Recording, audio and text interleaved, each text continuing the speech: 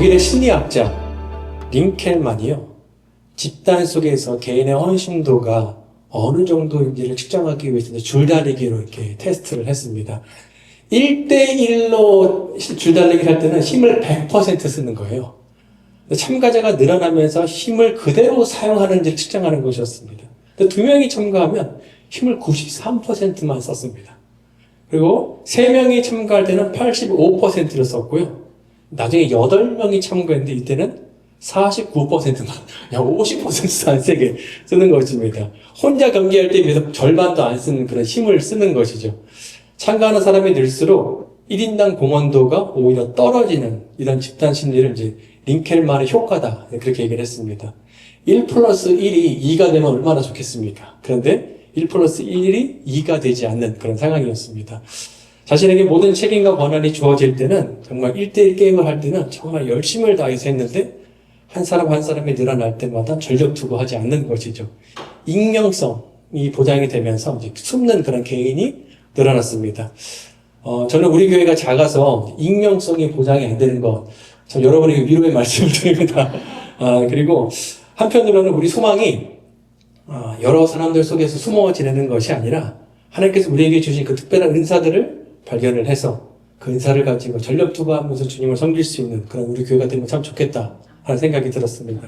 오늘은 공동체 에센스 3번째 시간으로요, 섬기는 공동체, 우리가 어떻게 섬겨야 하는지 함께 배우고자 합니다. 그 첫 번째는요, 우리는 은사로 섬기는 공동체입니다. 하나님께서 모든 사람에게 주신 일반적인 선물이 있습니다. 모든 사람에게 태어날 때부터 모든 사람이 주신 선물입니다. 이것은 재능, 탤런트라고 합니다. 음악이라든지 미술, 운동, 언어, 지성, 이 모든 것들이 다 해당이 됩니다. 그래서 하나님께서 그리스도인이든 비그리스도인이든 모든 사람들에게 주시는 일반적인 선물입니다. 반면에 성령님께서 그리스도인들에게만 주시는 선물이 있습니다. 이 특별한 선물이라고 하는데 이것은 바로 영적 은사다라고 말합니다. 고린도전서 12장 1절 11절인데요. 이렇게 읽겠습니다. 시작. 이 모든 일은 같은 한 성령이 행하사 그의 뜻대로 각 사람에게 나누어 주시는 것입니다. 성령님께서 거듭난 각 사람에게 영적 은사를 한 사람 한 사람에게 다 주신다는 것입니다. 그러니까 발견한 사람도 있고 발견하지 못한 사람도 있지만 은사를 받지 못한 사람은 한 사람도 없습니다. 거듭나면 다 성령님께서 한 사람 한 사람에게 다 은사를 주시고, 그 은사를 주신 이유는 교회 공동체, 이 주에게 공동체를 함께 세우고 하나님께 영광을 올려드리기 위해서 은사를 반드시 주신다는 것입니다. 지금부터 제가 펜을 준비해달라고 하셨잖아요. 준비해 분 분도 계시고 뒤에 펜 좀 여러 개 있는데요. 결의 형제 저기 앞에 종이를, 테이블에 종이 한 장씩 나눠주세요. 지금부터요, 잠시 이제 은사 발견 테스트를 좀 잠깐 하려고 합니다.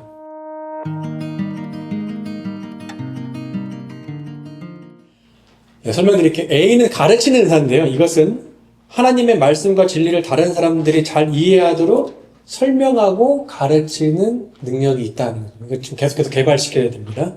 B번 지혜는요, 상황 속에서 하나님의 마음을 분별하는 어떤 직관적인 딱 그런 지혜가 있는 것입니다. 직관적인 사람입니다. 이 상황을 보면 한 번에 딱 아는 사람. 문제가 이렇고 해결책이 이거네 라고 딱 직관적으로 아는 사람입니다. 손 한번 들어볼까요? 첫 번째 가르치는 은사 A 나오신 분. 예, 있습니다. 네. B 지혜의 은사. 하나, 둘, 지혜. 세 번째가 지식 은사인데 이거는 성경과 진리를 깊이 있게 연구하고 깨달아서 성경의 지식을 잘 전할 수 있는 사람. 지식 은사 혹시 있습니까? 지식 은사. 네. 이건, 이거 되시군요. 네. D번. 권면의 은사. 이것은, 권면 은사 혹시 있습니까? 권면 은사? 권면. 이건 낙심하고 힘든 사람들에게 위로하고 격려의 마음에서 실제로 힘을 돋아주는 그런 사람입니다. 2번 구제 은사 있습니까? 구제 은사. 구제. 하나, 둘, 셋, 넷. 구제는 기쁨과 관대함으로 자기의 자원, 돈이나 시간 등을 나누어줘 다른 사람을 돕고 싶은 능력입니다. F번 서로 돕는 은사 있으신가요? 서로 돕는 은사. 네, 감사합니다. 앞에 나서기보다 뒤에서 다른 사람들이 일을 도와서 사역을 잘 이뤄질 수 있도록 도와주는, 지원하는 사람입니다. G 국률 있습니까? 국률. 고통받는 사람을 진심으로 불쌍히 여겨서 그들의 아픔을 덜어주고 싶은 그런 은사입니다. H 선교 은사입니다. 선교사. 하나, 맞네요. 하나, 둘, 셋. 다른 문화와 은진이 갑자기 눈물이 다른 나라 문화에 복음을 전해서 하나님의 일을 하는 그런 특별한 은사입니다. 복음 전하는 은사 있습니다. 복음 전하는 은사 있습니다. 예수님을 믿지 않는 사람들에게 예수님을 전하고 싶은 그런 은사입니다. 제 대접의 은사, 대접하고 싶습니다. 좋은 은사입니다. 집이나 삶을 열어서 사람을 따뜻하게 맞이하는 그런 능력입니다. K, 믿음의 은사. 믿음, 믿음 없습니다. 어떤 불확실한 상황에서도, 내가 하나님을 신뢰하면서 이걸 돌파하겠다는 그런 믿음입니다. L, 지도력. 지도력 있습니다. 지도력. 지도력은 하나님의 뜻에 맞는 목표를 세우고 다른 사람들을 잘 그것을 이끌어가는 리더십입니다. H, 행정의 은사. 저에게 필요합니다. 행정, 많이 있으시네요. 행정, 제가 없어가지고, 너무 필요합니다. 이게. 공동체의 목표를 분명히 이해하고 그 목표를 이루어가도록 계획을 세우고 실행하는 능력입니다. 중보기도 은사. 중보 있으신가요? 중보? 네. 다른 사람들을 꾸준히 기도하는 그런 능력이죠. 봉사의 은사. 마지막에 봉사겠죠. 눈에 보이는 필요와 부족한 부분을 발견하고 그 일을 실제로 잘 감당하는 그런 능력입니다. 감사합니다. 이 위에도요, 음악적 재능을 가진 사람이 성령 안에서 찬양사역을 감당하게 되면 이전에는 그 음악이 나를 위해서만 사용했던 내 기쁨을 위해서 사용했던 그 음악이 이제는 교회를 세우고 하나님의 영광을 위해서 사용한 도구가 된다고 그것도 영적 은사로 변하게 됩니다. 그러니까 재능과 영적 은사는 좀 다르지만 그것이 함께 갈 수도 있는 경우가 있다라는 것이죠. 반면에 영적 은사는 재능을 초월하기도 합니다. 그러니까 그전에 제가 재능이 없었어요. 재능이 없는데 성령의 능력으로 갑자기 지혜가 생기고 지식이 생기고 믿음이 생기고 가르치는 은사가 생기면서 또 지도력의 은사가 생기면서 교회를 섬기는 일을 하게 된다. 그러니까 하나님께서 특별하게 재능은 없는데 그 재능을 뛰어넘는 은사를 주시기도 한다는 거죠. 하나님께서 우리에게 은사를 주셔서 교회 공동체를 섬기고 세울 수 있다는 것만으로도 큰 감사한데 놀라운 것은 그 은사로 우리가 갖고 있는 은사들이 있잖아요. 처음에 그 세 가지 메이저 은사로 갖고 내가 이 주의 몸된 교회를 섬길 때 하나님께서 우리에게 상까지 약속하신다는 거죠. 고린도전서 3장 14절 말씀인데 우리 함께 읽겠습니다. 시작. 만일 누구든지 그 위에 세운 공적이 그대로 있으면 상을 받고. 여기서 공적이라는 게 무엇이냐면 하나님을 위해서 수고하는 그런 사역의 결과들을 말합니다. 즉 하나님께서 우리에게 주신 그 은사들 다 있잖아요. 어떤 지도력의 은사라든지 믿음의 은사라든지 국민의 은사라든지 그런 여러 가지 은사들을 갖고 내가 그 은사를 통해서 하나님을 섬기고 사역을 하면 하나님께서 반드시 그 사람에게 상을 주신다. 내가 너에게 준 그 은사를 네가 소비하지 않고 낭비하지 않고 아니면 쓰지 않고 그런 것이 아니라 잘 공동체를 위해서 몸된 교회를 너무나 잘 썼다 하면서 상을 주신다는 것이죠. 저를 포함해서 우리 모두가 하나님께서 그 주신 영적 은사를 발견하고 그 은사대로 교회를 섬기면서 하나님을 기쁘시게 해드리기를 소망합니다. 그래서 하나님으로부터 칭찬과 상을 받는 우리 모두가 되길 바랍니다. 영화 배너가 있는데요. 배너를 보면 아주 인상적인 장면이 나옵니다. 메살라는요, 어떤 사람들만 이제 말들을 채찍으로 내리쳐서 몰아붙이는 사람이었는데, 배너는 채찍을 쓰지 않고 경주에 참여하는 사람이었습니다. 배너는 이 네 마리의 하얀 말을요, 각각의 이름까지 지어줬습니다. 그리고 그는 경주를 앞두고 말들의 이름을 하나하나씩 부르면서 쓰다마 주면서 전략을 설명을 해요. 말들에게 설명을 합니다. 경주는 9바퀴를 도는 게임이야. 우리가 8바퀴째까지는 2등으로 달릴 거야. 마지막 9번째 바퀴에서 전력 질주해서 1등으로 갈 거야. 할 수 있겠지. 우리 반드시 이길 수 있어. 하면서 말들이 설명을 하는 거예요. 무엇보다 인상적인 것은요, 배너가 그 말들의 특성을 잘 아는 거예요. 어느 말에 어떤 강점이 있고 어떤 은사가 있는지 잘 알아서 그 말이 이 안쪽에 쓰느냐, 바깥쪽에 쓰느냐, 가운데 쓰느냐에 따라서 그것을 적재적소에 잘 말들을 배치를 했습니다. 가장 빠른 말은 바깥쪽에, 속도가 느리지만 조화를 잘 이루는 말은 안쪽에 세우면서 끈기 있는 말은 가운데 세우면서 최적의 조합을 만들어냈습니다. 결전의 날 총 8개 팀이 출전을 했는데 아주 모두 다 긴 채찍을 갖고 말을 아주 처음부터 힘껏 때리면서 이제 가는 것입니다. 근데 배너의 손에는 오직 이제 말 고삐뿐만 있었습니다. 채찍이 없었습니다. 다른 성도들은 초반부터 뭐 말을 그렇게 때리면서 달려라 하는데 베드로는 말 곱비와 목소리로 서로 교감하면서 말들을 이리저리 잘 이렇게 컨트롤하는 것입니다. 강약이 담긴 그 목소리 톤과 함성과 또 이 손끝의 힘을 통해서 말들을 잘 컨트롤합니다. 그래서 결국 그 배너가 승리하게 되었습니다. 사랑하는 여러분, 하나님께서 우리 아리조나 주님을 5년 전에 이 템피에 세우셨고 오늘날까지 지금까지 영적인 은사를 갖고 계신 분들을 하나님께서 이곳으로 불러 모아주셨습니다. 그리고 배너가 말들을 적재적소에 잘 놓는 것처럼 하나님께서 우리를요 주의의 공동체 안에서 각자의 섬김의 자리에 적재적소에 넣어서 그 사역을 하기를 원하십니다. 베드로전서 4장 10절인데요. 이렇게 읽겠습니다. 시작. 각각 은사를 받은 대로 하나님의 여러 가지 은혜를 맡은 선한 정직기까지 여러분 한번 상상해 보세요. 우리가 하나님께서 주신 은사를 발견해서 가르침의 은사, 지혜의 은사, 지식의 은사, 권면, 구제, 돕고 공유를 베푸는 은사, 선교, 전도의 은사, 대적, 믿음, 지도력, 행정, 중보기도, 봉사 은사 등 다양한 은사를 따라서 전력 투구하면서 우리가 곳곳에서 주의 교회를 섬길 때 우리 교회가 어떻게 변하게 될까요? 분명 주의 교회가 하나님 원하시는 아름다운 교회로 균형 잡히고 건강하게 성장할 줄로 믿습니다. 주의 교회 여러분의 섬김이 필요합니다. 제가 소망하기는 하나님께서 지금 이 시간 우리 마음에 하나님께서 내게 이런 은사를 주셨구나. 내가 이런 거를 잘하는구나. 내가 이것을 우리 주의 교회에서 어떻게 내가 발현할 수 있을까? 어떻게 내가 이거를 섬길 수 있을까? 어떻게 내가 이 공동체를 세울 수 있을까? 라는 감동을 주셔서 우리 모두가 함께 주의 교회를 세워가는 축복이 있기를 소망합니다. 두 번째는요, 우리가 어떻게 섬길 수 있는가? 그것은 우리가 헌금으로 섬기는 공동체다라는 것입니다.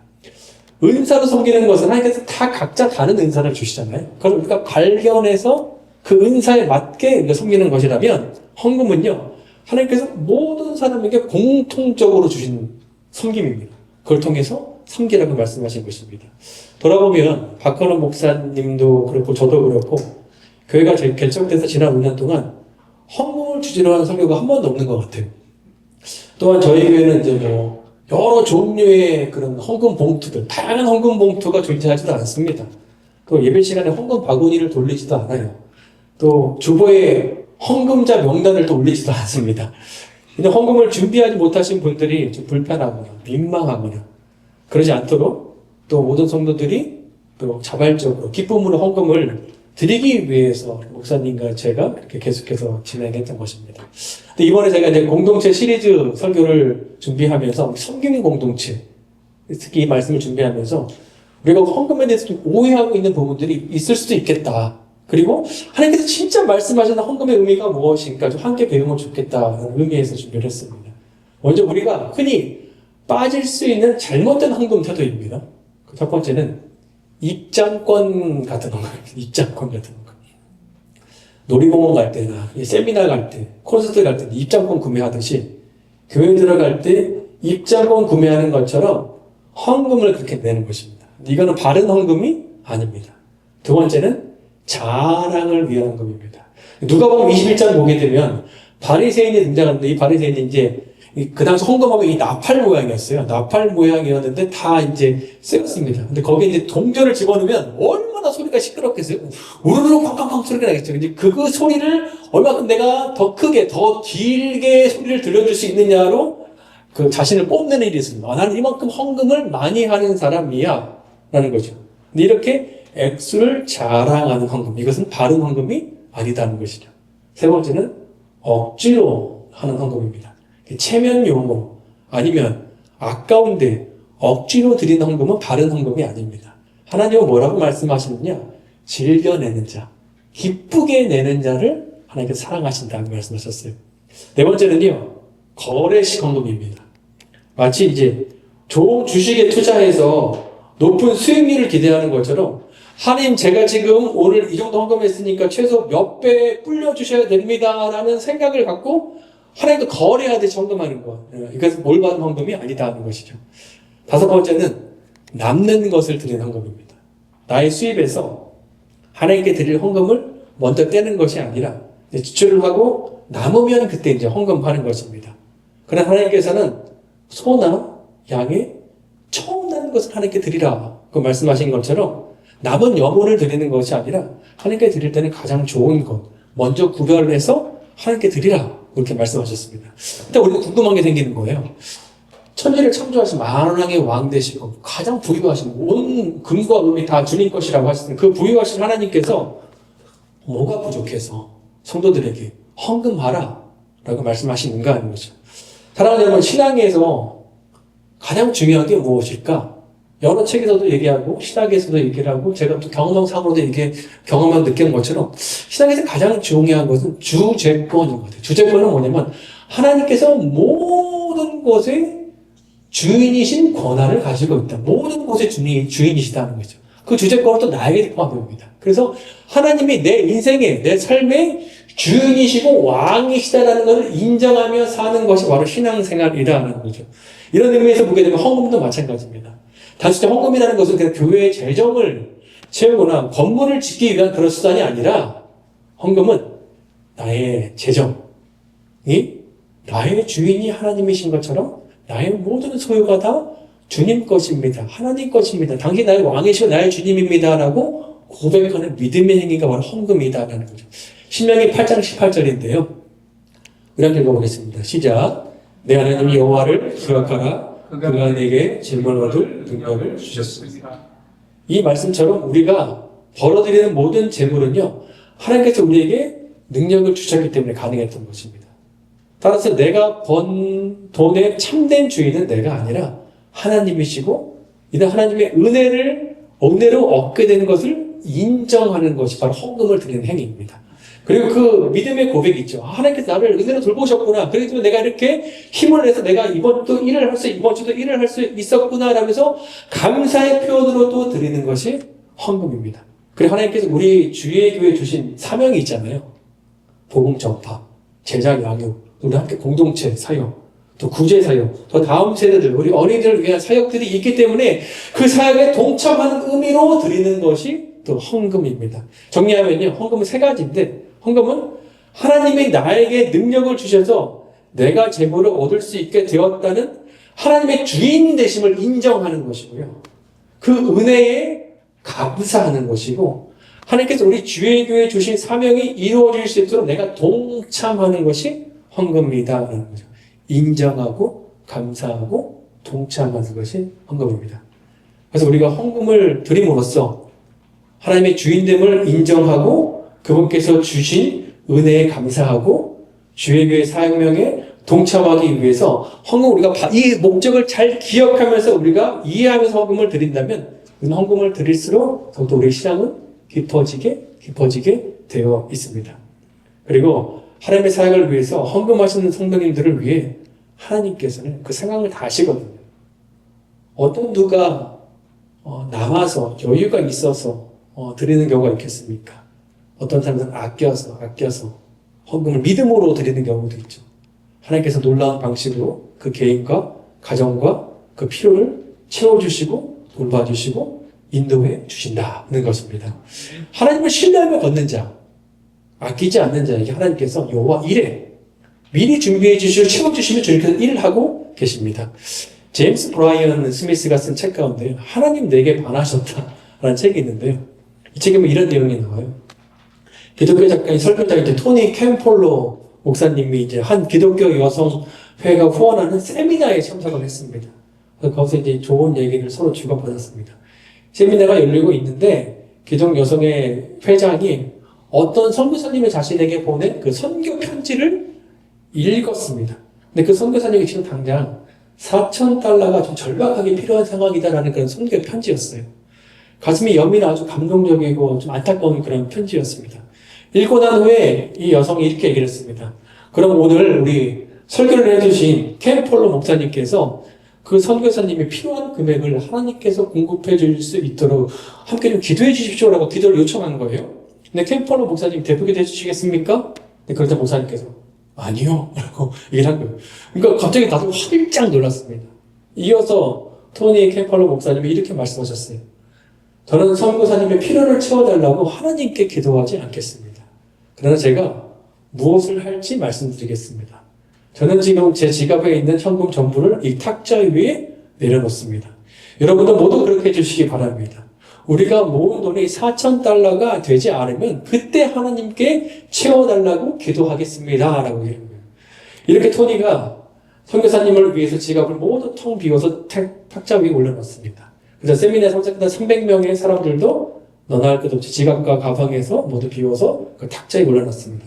다 모으니까 4,000달러가 훨씬 넘는 돈이 그날 모금이 되었습니다. 사랑하는 여러분, 우리가 하나님께 필요를 채워달라고, 또 우리 주일교회가 사역을 더 확장을 잘할 수 있도록 하나님 필요를 채워달라고 기도하기 전에 비록 적은 떡과 물고기와 같은 것일지라도 우리가 가진 것을 먼저 하나님께 드릴 때 오병이어의 기적처럼 하나님께서 우리 손을 통해서 놀라운 일을 이루실 줄로 믿습니다. 이제는 우리 차례입니다. 우리의 은사, 우리의 재정, 헌신과 희생이 모일 때 하나님께서 5년 전에 세우신 이 주의 교회가 앞으로 더 확장되고 아름답게 세워질 줄로 믿습니다. 그 기쁜 사역에 함께 동참하고 섬길 수 있는 저 우리 모두가 되기를 소망합니다.